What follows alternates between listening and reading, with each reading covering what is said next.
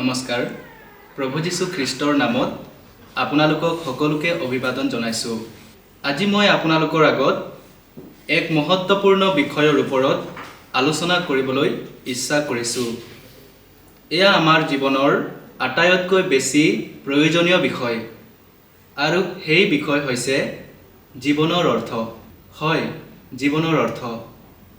বোধ কৰোঁ আমাৰ জীৱনত এনে কোনো ব্যক্তি নাই যিজনে জীৱনৰ বিষয়ে ভবা নাই। বাস্তৱতে জীৱনৰ অৰ্থনো কি? মোৰ জীৱনৰ উদ্দেশ্য কি? মই জন্ম লোৱাৰ উদ্দেশ্য বা কি? এই জগতত মই কিয় আহিছোঁ? মই ইয়াত কিয় আছোঁ? আমি এনেদৰে ক'ব পাৰোঁ যে আমি নিৰন্তৰে কিবা এটা বিচাৰি আছোঁ। নিজৰ কামৰ দ্বাৰা কিবা নহয় কিবা অৰ্থ বিচাৰিয়ে থাকোঁ। এনেকুৱা লাগে যে কিজানি এই কাৰ্যৰ যোগেদি আমাৰ পিয়াহ তৃপ্ত হ'ব, নাইবা আন বেলেগ কাৰ্য কৰিলে সন্তুষ্টি পাম। আৰু এইদৰে আমি এটাৰ পিছত আনটো কাৰ্য কৰি গৈ থাকোঁ। কিন্তু নহয় তৃপ্ত আমাৰ অন্তৰৰ পিয়াহ, নহয় পূৰ্ণ আমাৰ জীৱনৰ আধৰুৱা। কোনো ধৰণৰ উদ্দেশ্য নোহোৱাকৈ হোৱাটছএপ, ফেচবুক, ইউটিউব আদিত ব্যস্ত থকা, নাইবা টিভিৰ সন্মুখত বহি এটাৰ পিছত আনটো চেনেল সলনি কৰি চাই থকা, আৰু এনেধৰণৰ কোনো উদ্দেশ্য নোহোৱাকৈ দৈনন্দিন জীৱনত আমি বিভিন্ন কাৰ্য কৰি গৈ থাকোঁ। আৰু ইয়াৰ যোগেদি আমি আমাৰ জীৱনটোক অৰ্থপূৰ্ণ কৰিবলৈ চেষ্টা কৰোঁ। কিছুমানৰ কাৰণে তেওঁৰ চাকৰিয়ে সকলো, আন কিছুমানৰ কাৰণে তেওঁৰ ঘৰ বা পৰিয়ালেই সকলো। কিছুমানৰ কাৰণে বেপাৰ বাণিজ্যই জীৱনৰ এক উদ্দেশ্য। জীৱনৰ অৰ্থক অনুসন্ধান কৰাটো হৈছে মানুহৰ জীৱনৰ এক গুৰুত্বপূৰ্ণ, এক মৌলিক বাস্তৱিকতা। আমি ক'ব পাৰোঁ যে আমাৰ অন্তৰত বা আমাৰ হৃদয়ত এক গভীৰ হাবিয়া আছে, যাতে আমাৰ জীৱনত থকা যি অনুভৱ সেয়া অৰ্থপূৰ্ণ হয়। কিন্তু আমাৰ অনেক প্ৰচেষ্টাৰ পিছতো আমি এই অৰ্থপূৰ্ণ পিয়াহক তৃপ্ত কৰিব নোৱাৰোঁ। আমি যিয়েই নকৰোঁ কিয় আমাৰ হৃদয়ত থকা পিয়াহ কেতিয়াও তৃপ্ত নহয়, বা হৃদয়ৰ সন্তুষ্টি কেতিয়াও নহয়। আমাৰ এই পিয়াহক TV, WhatsApp, Facebook, cinema, football, নাচ গান আৰু বিভিন্ন মনোৰঞ্জনেও সন্তুষ্ট কৰিব নোৱাৰে। যদি আমি চাকৰি, পৰিয়াল, ঘৰ, শিক্ষা আদিক আমাৰ জীৱনৰ উদ্দেশ্য কৰি লওঁ, তথাপিও আমাৰ জীৱনৰ উদ্দেশ্য আধৰুৱা হৈ ৰ'ব। আৰু সেইকাৰণে কোটি টকাৰ সম্পত্তি থকাৰ স্বত্তেও আৰু ওখ ওখ পদ থকা স্বত্তেও মানুহ অসন্তুষ্ট অৱস্থাত থাকে।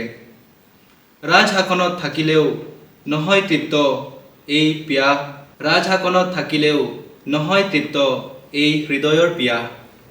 তেনেহ'লে ইয়াৰ সমাধান কি?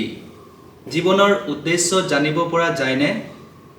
নে বাস্তৱতে জীৱনৰ কোনো অৰ্থই নাই? অৱশ্যে আছে। জীৱন হৈছে বহুমূলীয়া।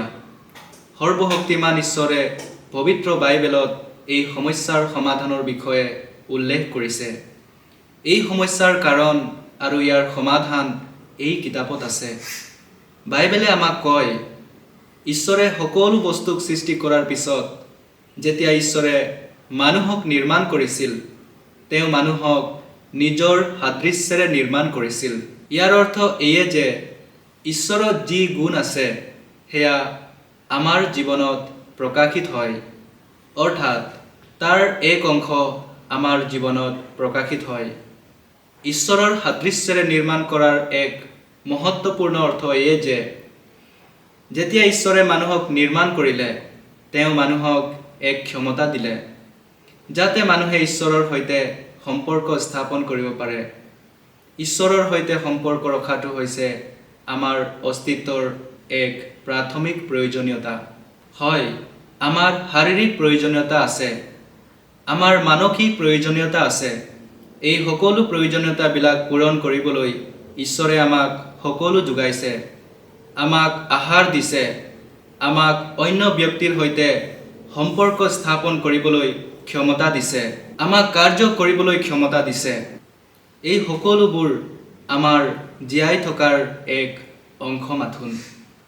কিন্তু আমাৰ জীয়াই থকাৰ প্ৰাথমিক উদ্দেশ্য হৈছে আমি যেন এই সৃষ্টিকৰ্তা মহান ঈশ্বৰৰ সৈতে সম্পৰ্ক স্থাপন কৰিব পাৰোঁ। বাইবেলে আমাক কয় যে যেতিয়া ঈশ্বৰে পৃথিৱী আৰু পৃথিৱীত থকা সকলোকে সৃষ্টি কৰিলে তেতিয়া সকলো উত্তম আছিল আৰু মানুহ এক উত্তম স্তৰত আছিল।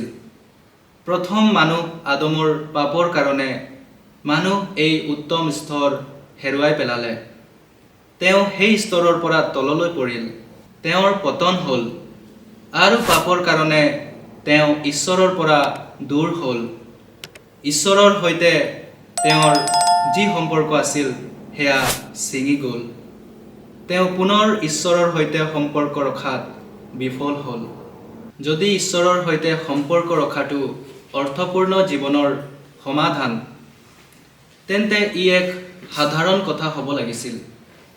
যদি ঈশ্বৰৰ সৈতে থকা সম্বন্ধ হেৰুৱাৰ পিছত পুনৰ সম্বন্ধ স্থাপন কৰিলে জীৱনৰ অৰ্থ পাব লাগিছিল। কিন্তু পবিত্ৰ শাস্ত্ৰ বাইবেলে ইয়াত আমাক এক গম্ভীৰ সত্যৰ বিষয়ে কয়, এক দুখ লগা সত্যৰ বিষয়ে আমাক জনাইছে। আৰু সেই সত্য এয়ে যে আমি যিকোনো প্ৰকাৰে হ'লেও ঈশ্বৰৰ সৈতে সম্পৰ্ক স্থাপন কৰিব নোৱাৰোঁ। আমাৰ জীৱনত এই ক্ষমতা নাই। ঈশ্বৰৰ সৈতে পুনৰ সম্পৰ্ক স্থাপন কৰিবলৈ আমাৰ কোনো শক্তি নাই। আমাৰ পাপৰ কাৰণে আমি ঈশ্বৰৰ দৃষ্টিত স্বীকাৰযোগ্য নহয়। এনে ঈশ্বৰ যিজনে পাপক ঘৃণা কৰে, তেওঁৰ দৃষ্টিত আমি অস্বীকাৰযোগ্য। আমাৰ ভাল কৰ্ম, আমাৰ নীতি নিয়ম, আমাৰ পৰম্পৰা, আমাৰ ধাৰ্মিক কাৰ্য, আমাৰ ওখ পদ, আমাৰ ধন সম্পত্তি, এই সকলোবোৰ ঈশ্বৰৰ দৃষ্টিত একোৱেই নহয়। ইয়াৰ কোনোটোৱে আমাক ঈশ্বৰৰ দৃষ্টিত স্বীকাৰযোগ্য বনাব নোৱাৰে। পবিত্ৰ শাস্ত্ৰ বাইবেলে আমাক কেৱল নিৰাশাৰ বাক্যই দিয়ে এনে নহয়, কিন্তু ইয়াৰ সমাধানৰ বিষয়েও কয়।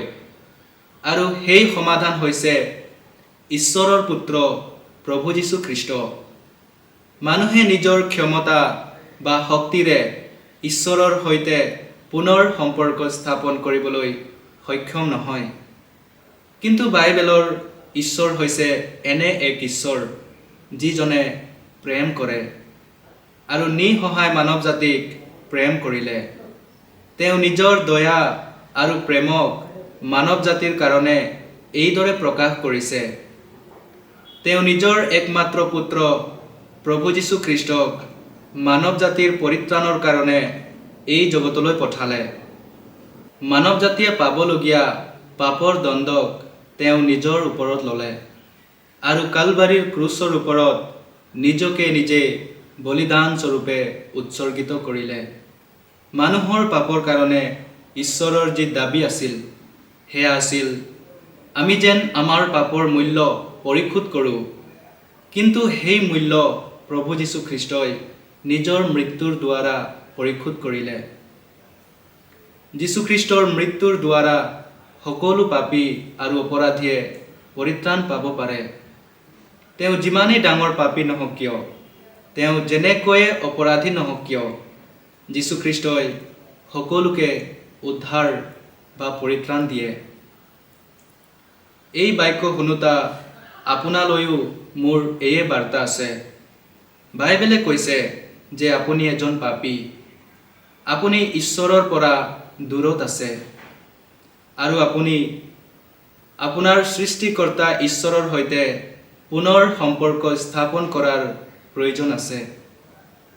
আপোনাৰ ভাল কৰ্ম, নীতি নিয়মৰ পালন, আপোনাৰ ধন সম্পত্তি আদিয়েও আপোনাক ঈশ্বৰৰ দৃষ্টিত স্বীকাৰযোগ্য বনাব নোৱাৰে।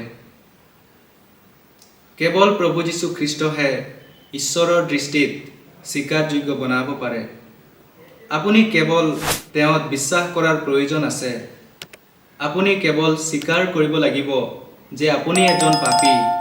আপুনি বিশ্বাস কৰিব লাগিব যে ঈশ্বৰৰ পুত্ৰ প্ৰভু যীশু খ্ৰীষ্টই আপোনাৰ কাৰণে কালবাৰীৰ ক্ৰুচত নিজৰ প্ৰাণ দিলে। তেওঁক মৈদাম দিয়া হ'ল আৰু তৃতীয় দিনা মৃত্যুক জয় কৰি তেওঁ পুনৰ জি উঠিল। ইয়াক আপুনি সম্পূৰ্ণ হৃদয়েৰে বিশ্বাস কৰাৰ প্ৰয়োজন আছে। যিকোনোৱে প্ৰভু যীশু খ্ৰীষ্টৰ ওপৰত বিশ্বাস কৰি নিজৰ পাপ স্বীকাৰ কৰে আৰু যীশুখ্ৰীষ্টক নিজৰ একমাত্ৰ প্ৰভু আৰু উদ্ধাৰকৰ্তা হিচাপে হৃদয়ত গ্ৰহণ কৰে, ঈশ্বৰে তেওঁৰ পাপ ক্ষমা কৰে আৰু সেই মানুহে অনন্ত জীৱন পায়। জীৱনৰ অৰ্থ তেওঁ বিচাৰি পায়। এই বাক্য শুনাৰ যোগেদি ঈশ্বৰে আপোনাৰ জীৱনলৈ আশীৰ্বাদ আনক আৰু অৰ্থপূৰ্ণ জীৱন পাবলৈ ঈশ্বৰে আপোনাক সহায় কৰক। আহক আমি প্ৰাৰ্থনা কৰিম। স্বৰ্গত নিবাস কৰা অসীম দয়ালু পিতা, তোমাক আমি ধন্যবাদ জনাইছোঁ পিতা। আজিৰ এই সময়ত পিতা, তোমাৰ বাক্য শুনিবলৈ পিতা সকলোকে সহায় কৰিলা, তাৰ বাবে তোমাক আমি ধন্যবাদ জনাইছোঁ পিতা। অনন্ত কালৰ বাবে প্ৰভু উদ্ধাৰৰ যি বাক্য তুমি আজি আমাক দিলা পিতা, আৰু যিসকলে তোমাৰ বাক্য শুনিলা পিতা, প্ৰত্যেককে তুমি আশীৰ্বাদ কৰিবা পিতা, আৰু উদ্ধাৰ পাবৰ কাৰণে, পৰিত্ৰাণ পাবৰ কাৰণে আশীৰ্বাদ কৰিবা পিতা। এই প্ৰাৰ্থনা আমাৰ মহান ত্ৰাণকৰ্তা প্ৰভু যীশু খ্ৰীষ্টৰ নামত জনালোঁ। আমেন। ধন্যবাদ।